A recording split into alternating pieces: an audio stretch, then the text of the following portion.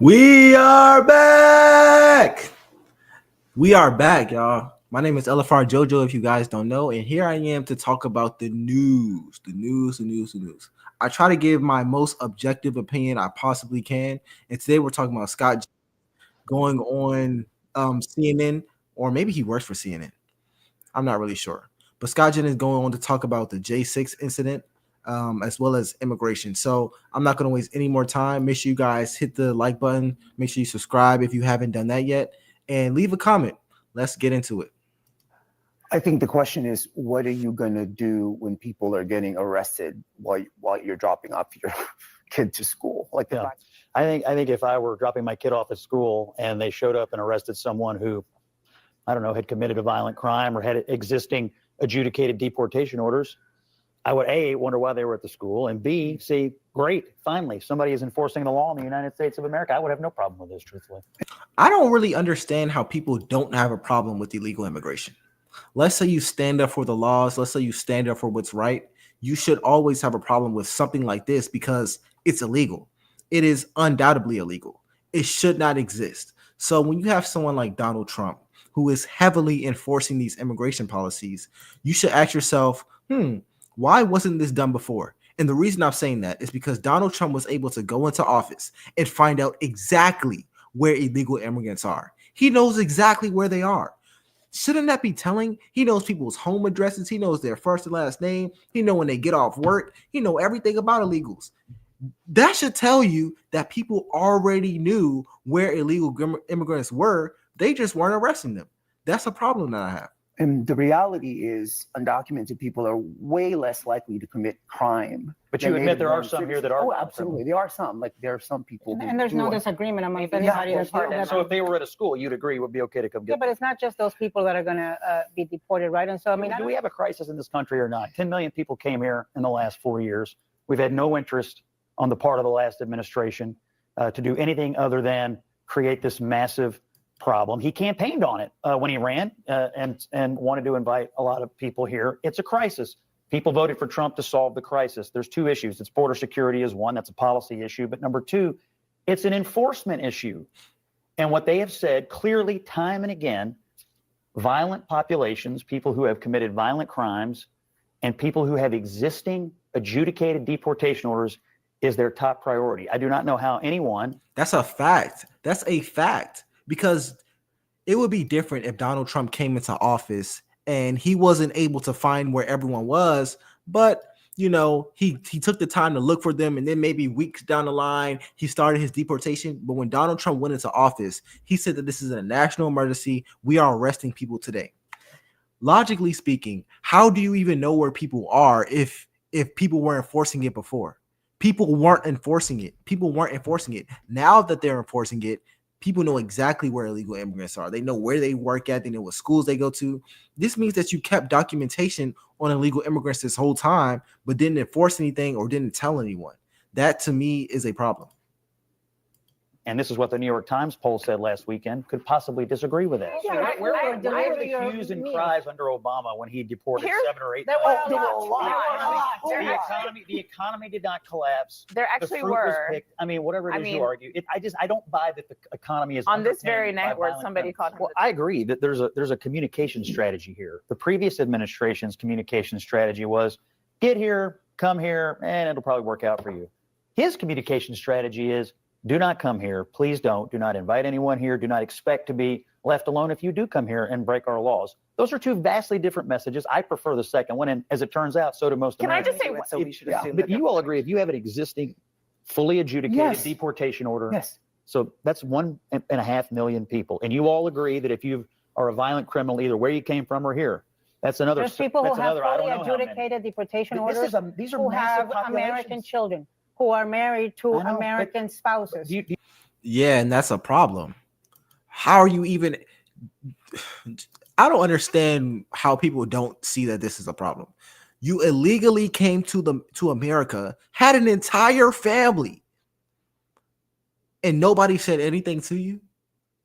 You don't even have a social security. You don't even have a social security number. How are you even able to get approved for housing? Nobody said nothing. That's an enforcement issue. That's an enforcement issue. And unfortunately, for people who support illegal immigration, enforcement issues are directly under the president within the executive branch. Do you respect the laws or not? Who Do you respect have- the courts or not? Well, Wait a second. They went Wait a through the second. court Okay, system. my God. word. Yeah, that's insane. That's insane to me. People pretend as if they support the laws, but they only support them when it benefits them. They only support when it's a benefit. But when it's actually a law that they, were supposed to have uphold, all of a sudden we have nuance to it. No. That's not how it works. That's not how it works. That should never be how it works. You either support the laws or you don't support the laws. All about this. Bakari, as our colleague Stephen Collinson wrote it, January 6, 2025 will mark the most stunning political comeback in U.S. history. Congress will convene to certify Trump's 2024 election win, clearing his way to be America's 47th president. Today marks showing American democracy works, or the nation has short memories? Short memories. I think that Democrats should go out and Joe Biden should rally on the Mall. I think then we should go in and make sure that we sit on Mike Johnson's desk. We should take you guys the like and Confederate subscribe flag and parade through the Capitol. I think we should injure 140 officers. And then if Kamala Harris dares to certify the vote, we should threaten to hang her. I mean, Oh my goodness. I think he's over exaggerating right now. And before we get too deep into this J6 issue, I will say this. Criminals, in my opinion, who were found undoubtedly guilty should not be pardoned. People should not be held without some sort of trial and due process. I may be wrong, but when it comes to this specific incident, I've heard a lot of these people were held without due process. It's been 5 years. There should not be any person who is held without due process.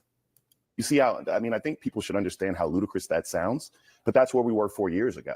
That is what this incoming president helped usher in. But what we've realized is it's not just short memories. It's the same thing we've seen around the world with Justin Trudeau later this week and others. But it's the same thing we've seen around the world. These economic pressures, prices rising, cultural anxiety lead to these electoral outcomes. Scott, in a political sense, is it how we got here? Is interesting, and you can see the evolution. You can play all the sound bites from the days after when you heard Republicans blaming Donald Trump, some being short of saying he should be impeached, saying he should be held accountable. And 4 years later, we are here. It is a stunning political comeback attributed to how Trump played it afterward, how Democrats played it afterward, or something else. Well, I think it's some mixture of everything. But to me, the big message is that in the United States, the people decide. And because of the disastrous 4 years that came after Donald Trump, the people decided to return Donald Trump to power. And that's fundamentally what happened. They looked at what happened on January the 6th. They looked at all the things Democrats claimed about Donald Trump. And they also analyzed every single decision that Joe Biden and Kamala Harris made. And they delivered Donald Trump a convincing victory 4 years later. It is tough, though, Scott. And I'll kind of piggyback on that. A big reason why Donald Trump won, and you guys probably already know, is because it felt as though the Democratic Party ignored the needs of the people. It was almost as if the Democratic Party was living in a different world than than people. That is crazy. Somebody said, Jojo, you cannot believe that any Republican got a fair trial in DC. They found Tario guilty and he was 2 states away. I don't know, man. I would hope they got a fair trial. Who knows? They probably didn't. They probably did. My thing is, I don't even think they got a trial. I don't think they were even given a trial at all. I think they were just held. You can't just hold someone for years in prison without giving them a trial. That, in my opinion, is wrong. Because when you say the people decide, that's what people tried to make sure didn't happen on January 6th, was allowing the people to decide. The machinery turned. It was a terrible. The lack of acknowledgement of how bad it was in the aftermath. I mean, I think a great many people have acknowledged it, but also what happened that day. The machinery turned. Mm-hmm. Joe Biden became the president. He had one of the worst terms of any U.S. president, and then the people scrambled back to Donald Trump. That is the history of what happened. I mean, I don't know. I mean, I look at today.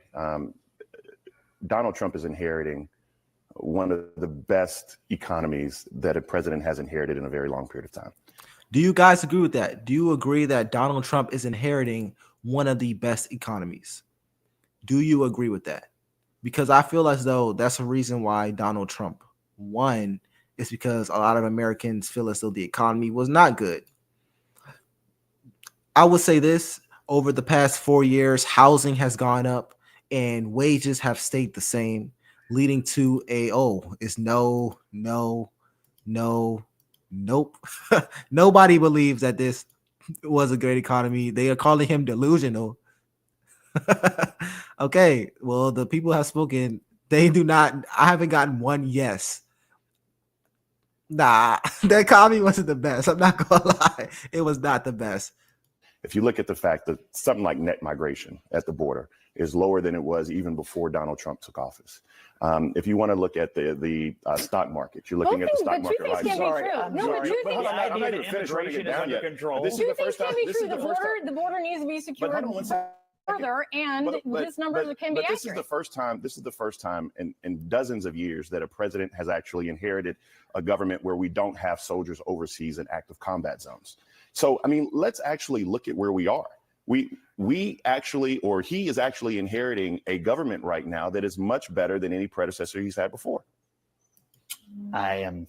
Okay. I mean, I recognize that was the argument that was made during the election. And I would also like to recognize that the American people soundly rejected that argument. We do have American troops in forward locations all over the world. Not in combat zones. But they are in hot spots. I mean, but not in combat zones. We just had an American soldier die not too long ago in the Middle East. Correct. And they're protecting our freedom every day. Trying to fix Joe Biden's $300 million public relations. I will say this. Towards the end of Joe Biden's presidency, super chat! One guy was held 2 years with no charge. A woman in Alaska was raided, but she wasn't even there, only looked like someone.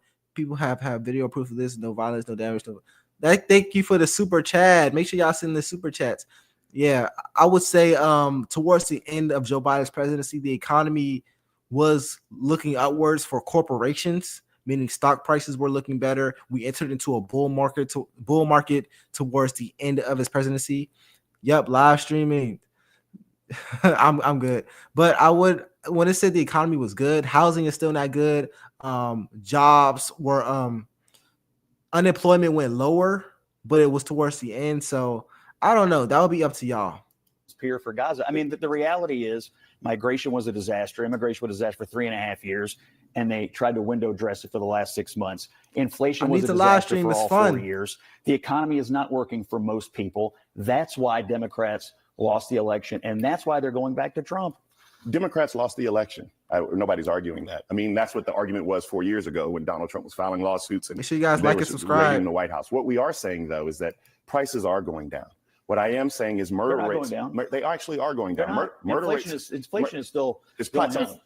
It is decreasing in rate, which is the entire goal. But are prices going down or not? Just to be clear.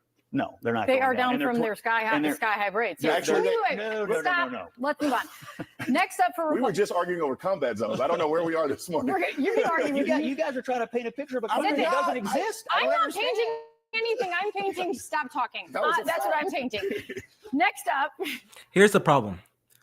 Inflation technically did go down. It just didn't go down for me, and it didn't go down for you. It went down for corporations. Their prices went down. Global inflation went down. But for me and you, we still pay the same prices. That's the big problem. My life didn't get any better when Biden was in office regarding inflation. I'm not going to say it didn't get any better, but regarding inflation, I don't know, man. You can't really push that one. Of Elon Musk on the Trump orbit has been really good, and his impact on the country is really good. So I don't know how this is going to turn out. I know these kinds of announcements are important to presidents. These kinds of investments are important to new administrations. But, I would listen to Elon. I mean, he's obviously got some information and some opinions about this, and I don't know how much of this is going to be aired in front of and behind the scenes. But Elon Musk keeps on overshadowing Donald Trump. I mean, you had in the inauguration, then it was the hand gesture, quote unquote, that is the subject of great mystery and debate. Yeah, the subject of great mystery and debate. Are you talking about, you're not one of these salute truthers, are you? No, is that what we're calling it now? All I'm saying is, no, but what I'm saying is, I'm not a fan of. Here's my problem with this. When it comes to Elon Musk, when it comes to Elon Musk, I'm not a fan of a person or a billionaire making political decisions. I'll say that. Whether or not I support the decisions is a little different, but when it comes to a billionaire making the decisions, I would never be a fan of that. I would say this. Billionaires have been making political decisions for eternity. The difference between Trump and someone like Biden is that Trump puts it on the forefront that Elon Musk is on his team. I don't agree with We're going to it. continue to have the chaos of the last several years. I don't think it's right. Millions upon millions of people just flow across the border. And I heard Maria say this is about Yeah, that's inflicting called pain. lobbying. I don't like And I it. strongly disagree with that. I think a lot of pain has already been inflicted on our country. I'm sure Lake and Riley's family would say they're in enormous anguish still to this day because of what happened to their daughter when she was violently murdered by an illegal immigrant. There's pain felt in cities all over America. Talk to any local official. They're trying to deal with these illegal immigrant populations in New York and Chicago and many other cities. There's a lot of pain that's already been inflicted.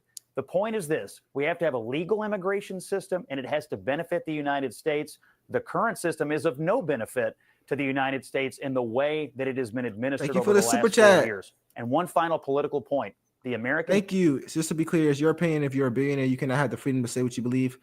Absolutely not at all. I think when you're a billionaire, you enter into a new realm of life. And when you're a billionaire, you have true pull to change how the average citizen lives their life.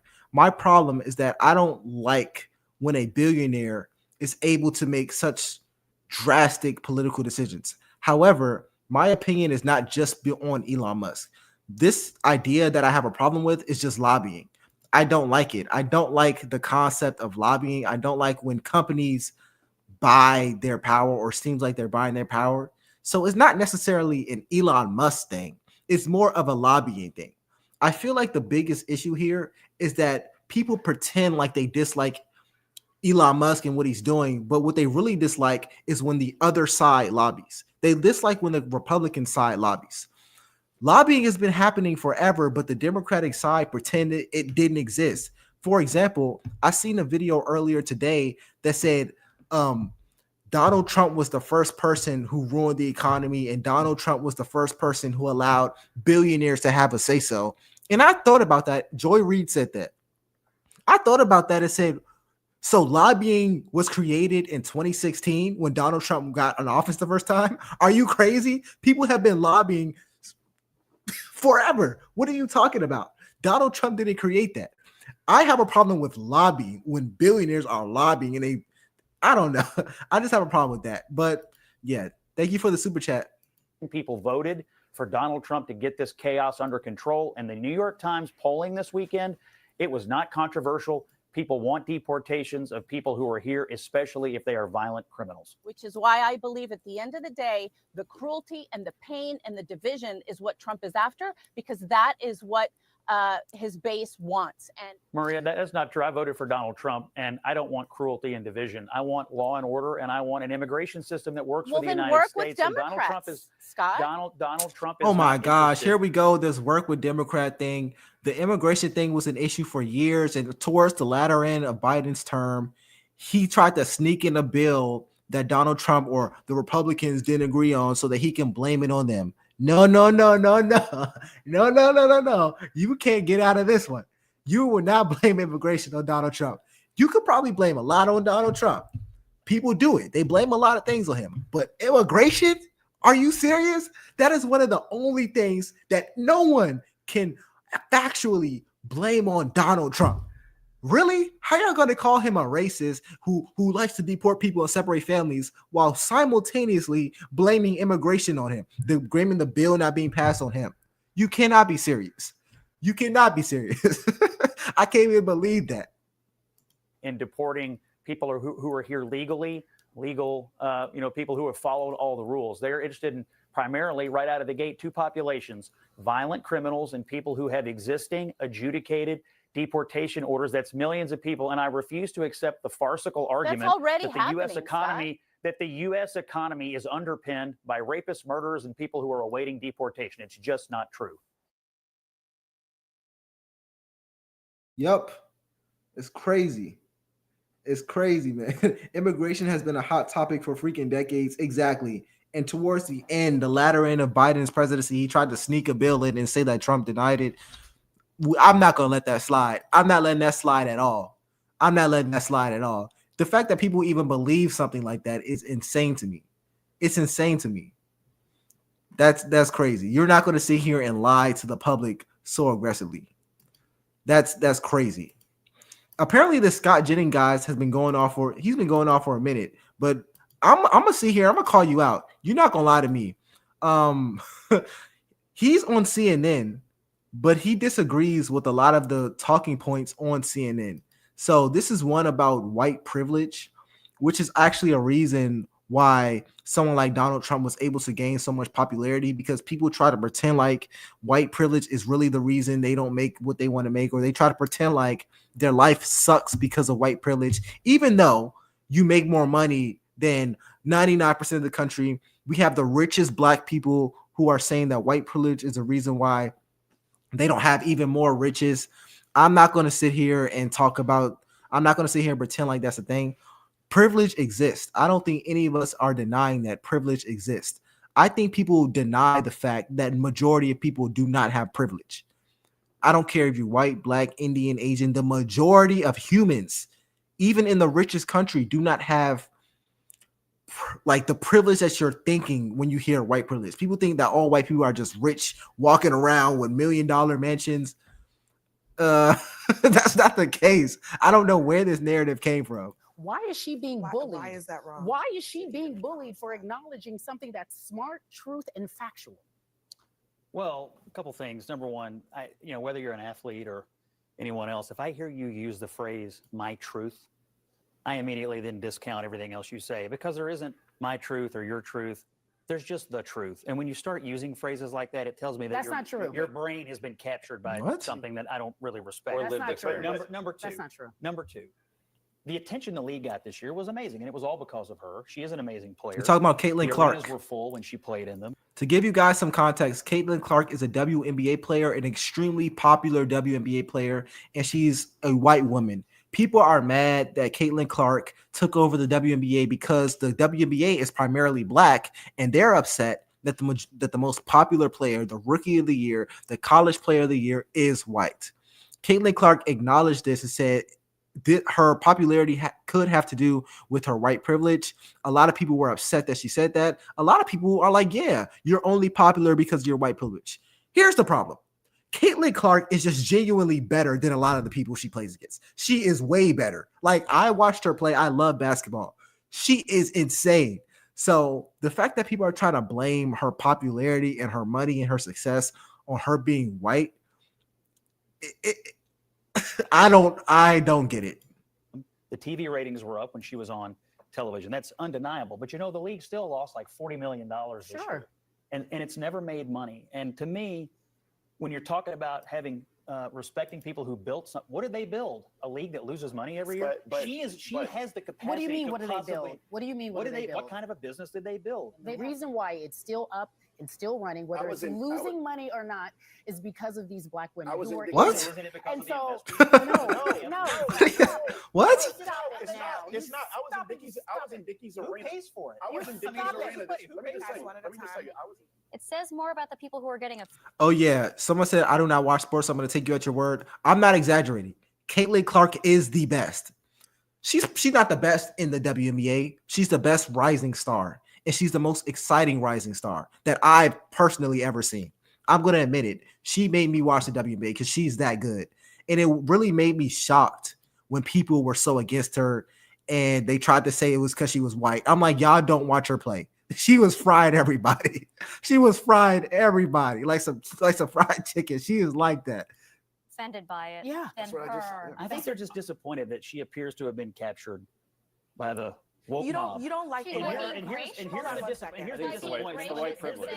Let him articulate this because I want to learn something. I feel a little bad for her because she's going to learn that it will never be enough, no matter how much of the phrasing No matter how much of the groveling you do, it will never be enough for the people in that league that hate her guts. It Why will do never you satisfy. assume They hate her that guts. why do Yes, you they do. assume They that do she not. is trying to pander? Isn't it Because also I hear the Scott, language. It's Scott, the language of the pander. Scott, I listen. hear the phrase white privilege. Sports is the one place where nobody on the field has any privilege at all. She doesn't get extra points when she shoots because she's white. She gets the same number of points as anybody else. Sports is the great equalizer. And it just felt like to a lot of people that she was groveling for no reason, because she is an amazing player who deserves all the accolades she's getting right now for doing what she's doing for women's basketball. All right, we got.